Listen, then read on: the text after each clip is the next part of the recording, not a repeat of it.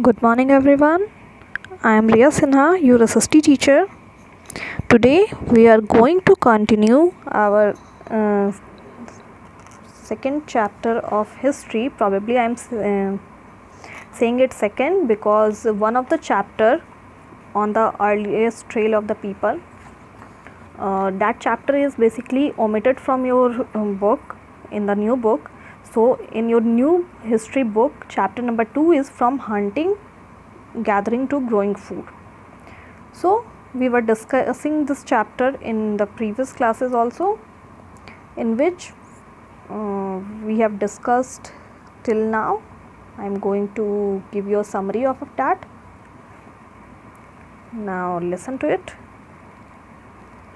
We have discussed about how early men used to know about farming, how they understood about farming and growing crops and everything.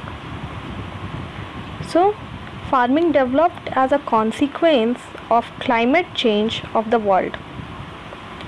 People observed plants and how they grow. Gradually, they also started growing crops.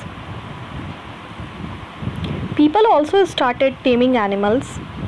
The dog was the first animal to be tamed. Animals like sheep, goat, cattle were also tamed, and so people became herders. Grains were used as seeds, as food, and also as gifts. They were stored by humans.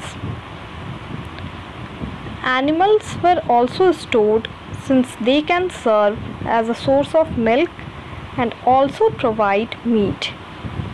So animals were used as a store of food.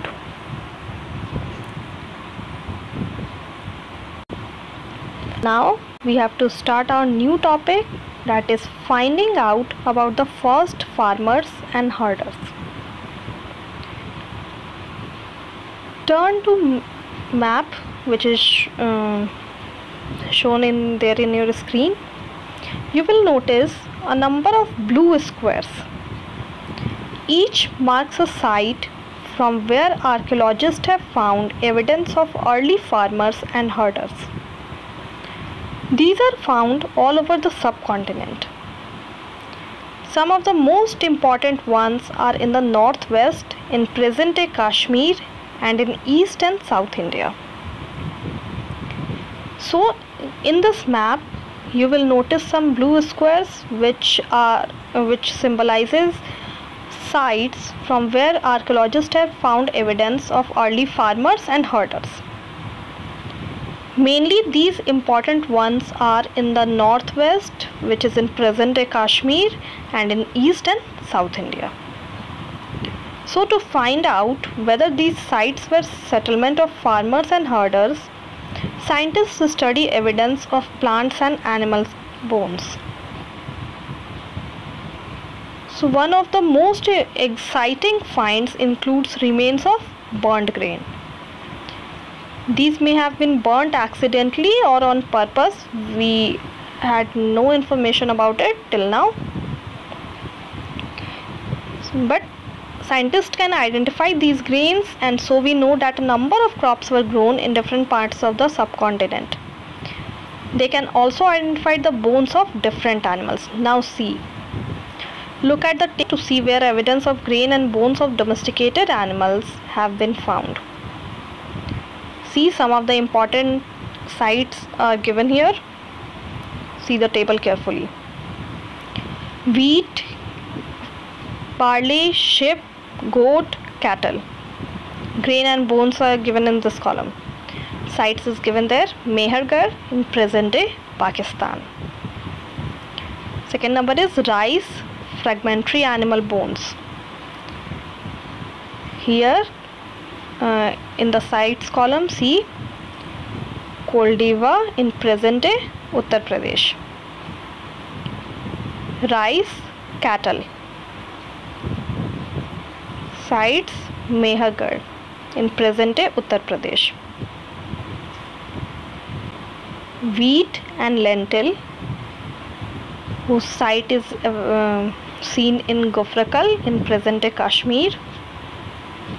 Then wheat and lentil, dog, cattle, sheep, goat, buffalo,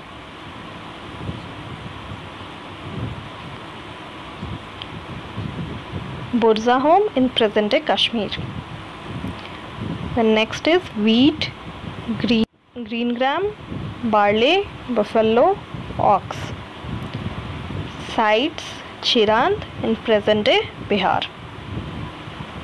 Next is millet, cattle, sheep, goat, pig. Site Halor in present-day Andhra Pradesh. Black gram, millet, cattle, sheep, pig. Payampalli in present-day Andhra Pradesh. These are only some of the important sites from which grain and bones have been found. Okay, now we are going to continue our new topic. We are going to start it first.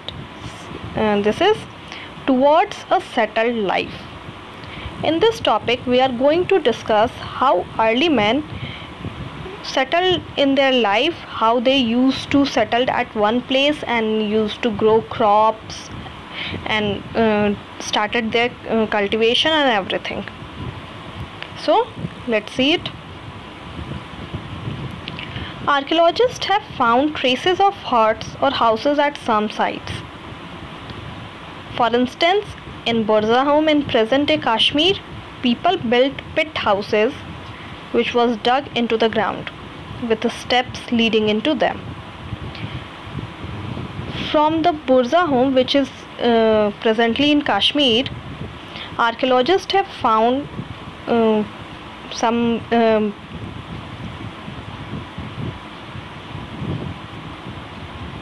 evidences of pit houses which were dug into the ground with the steps leading into them. These may have been provided shelter in cold weather.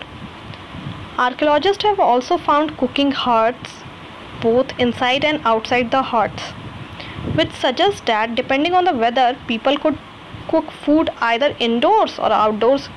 Obviously, because they found evidences of huts in which both inside and outside of the hut, which signifies that according to weather, people used to cook food either indoors or outdoors. Stone tools have been found from many sites as well. Many of these are different from the earlier Paleolithic tools, and that is why they are called Neolithic. Neolithic. We have already discussed this term in the previous chapter also. Neolithic means new stone age, neo and lithos. It is made up of two words. Neo means new and lithos means stone age. So it signifies new stone age. So these include tools that were polished to give a fine cutting edge, and mortars and pestles used for grinding grain and other plant produce. Mortars and pestles are used for grinding grain even today. We are using it today also, several thousands of years later. At the same time, tools of the Paleolithic types continued to be made and used, and remember, some tools were also made of bone.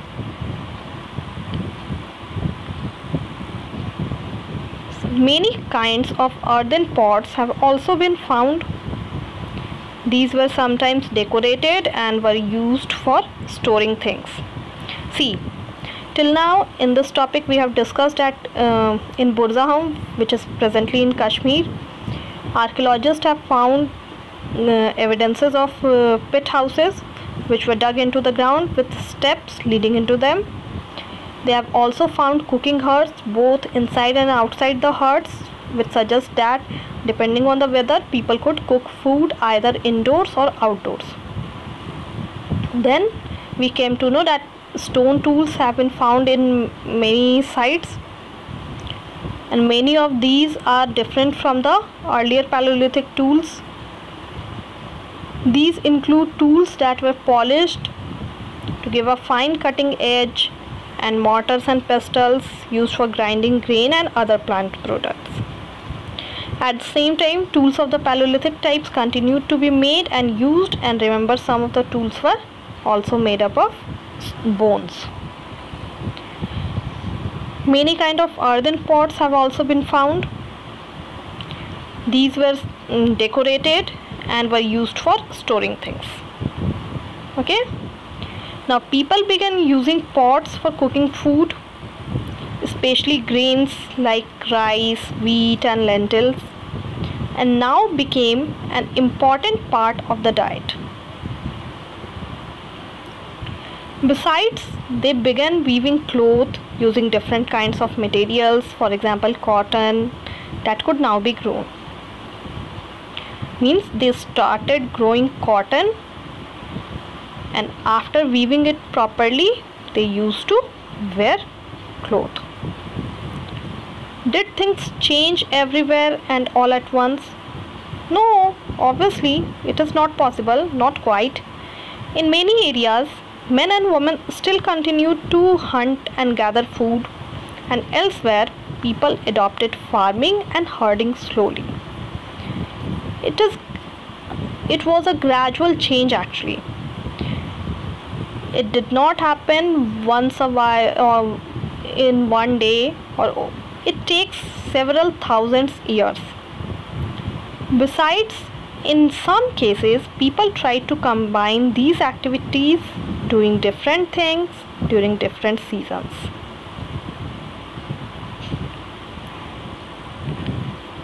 Now see, what about other customs and practices? Till now we have studied how early men started doing cultivation, how we came to know about it, what kind of evidences they used to find from several sites, and all that. Now we are going to discuss what about other customs and practices which transformed or changed due to these kind of changes which are going at that time. Archaeology does not tell us directly about these. Scholars have studied the lives of present day farmers who practice simple agriculture. They have also studied the lives of herders. Many of these farmers and herders live in groups called tribes. Remember it. The group in which farmers and herders used to live is called tribes. Scholars find that they follow certain customs and practices that may have existed earlier as well. Now see about tribes. Usually 2 to 3 generations live together in small settlements or villages. Most families are related to one another, and groups of such families form a tribe. Members of a tribe follow occupations such as hunting, gathering, herding, fishing, farming, etc. Usually, it was seen that women do most of the agricultural work, including preparing the food, sowing seeds, looking after the growing plants, and harvesting grain. Children often look after plants along with their mothers and other women of the family. They used to drive away animals and birds and might eat them also. Women also thresh, husk, and grind grain. Men usually lead large herds of animals in search of pasture. Children often look after small flocks. The cleaning of animals and milking is done by both men and women. Both women and men make pots, baskets, tools, and huts. They also take part in singing, dancing, and decorating their huts. So, Mainly we came to know about tribes from here.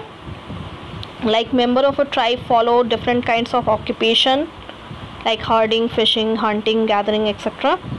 Usually women do most of the agricultural work. Whatever agricultural works are there, women were responsible for it. Children look after the plants and driving away animals and birds. Women also thresh, husk and grind grains. Men usually lead large herds of animals in search of pasture, and children often look after small flocks. Some men are regarded as leaders. They may be old and experienced or young, brave warriors or priests. It matters. It depends on the situation. Old women are respected for their wisdom and experience. Tribes have rich and unique cultural traditions, including their own language, music, stories, and paintings. They also have their own god and goddesses. Now, what makes tribes different from many other societies? You will be studying about is that land, forest, grassland, and water are regarded as the wealth of the entire tribe. And everybody shares and uses these together. There are no sharp differences between the rich and the poor. All the natural things which come under their area, come under their surrounding, are their personal belongings. Personal belongings means not individual belongings. Actually, it is the belongings or assets for the whole tribe. So they used to consider it as their asset. Okay, now let's start a new topic. A closer look living and dying in Mehergarh. See Mehergarh on map. This site is located in a fertile plain near the Bolan Pass, which is one of the most important routes into Iran. Bolan Pass, which is one of the most important routes into Iran. It is a fertile plain. Mehergarh was probably one of the places where people learned to grow barley and wheat and rear sheep and goats for the first time in this area. Means in Iran, Mehergarh was probably the first place or first site in which people learned how to grow barley and wheat, or how to rear sheep and goats for the first time. It is one of the earliest villages that we know about. At this site, many animals' bones were found. Many evidence were found from there. Bones of wild animals such as the deer and pig, and also bones of sheep and goat were found. Other finds at Mehergarh include remains of square or rectangular houses. Each of house had 4 or more compartments, some of which may have been used for large storage. Obviously, if we talk about houses which we used to find in Mehergarh, it includes square or rectangular houses which had 4 or more compartments, and each house had 4 or more compartments. Some of may have been used for the storage or for something else. We didn't know about it till now. We can't say that it was happening there, or it was the surety of it. When people die, their relatives and friends generally pay respect to them. People look after them, perhaps in the belief that there is some form of life after death.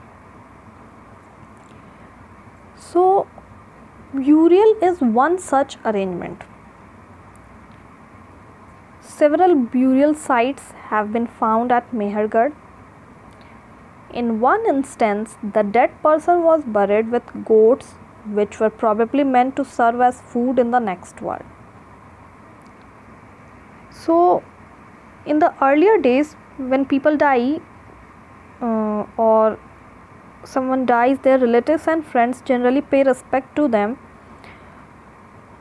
Perhaps they believe that there is some form of life after death because of that. So people make burial sites, or the dead person was buried with their all the stuffs which they as in their day-to-day life, that was meant for them only. So like one example is given there, the dead person was buried with coat which were probably meant to serve as food in the next world. Okay, now see next topic, elsewhere. Cave paintings in France. The painting here given is from a cave in France. This site was discovered by 4 school children more than 100 years ago. Paintings like this were made between 20,000 and 10,000 years ago. Many of these were of animals such as wild horses, aurochs, an older wild form of cattle, bison, woolly rhinoceros, reindeer and bear, painted in bright colors. All the animals were painted in bright colors there. These colors were made from minerals like ochre or iron ore and charcoal. It is possible that these paintings were done on ceremonial occasions, or perhaps they were made for special ritual performed by hunters before they went in search of prey. Okay, see, one more elsewhere is given here in a book, a Neolithic sites. One of the most famous Neolithic sites, Çatalhöyük, was found in Turkey. Several things were brought from great distances: flint from Syria, quarries from the Red Sea, shells from the Mediterranean Sea, and used in the settlement. Remember, there were no carts. Most of the things would have been carried on the backs of pack animals such as cattle or by people. Okay, now we have completed this chapter also. So I am going to give you homework in which you all have to write and learn some of the important dates which is given here. See, first is the Mesolithic period, which is 12,000 to 10,000 years ago. Then beginning of domestication, which is about 12,000 years ago. Then third number is beginning of settlement at Mehergarh, which is about 8,000 years ago. The last one is the beginning of the Neolithic, which is 10,000 years ago. In the next class, we will discuss question answers and other exercises of this chapter. Till then, stay at home and stay safe. Thank you.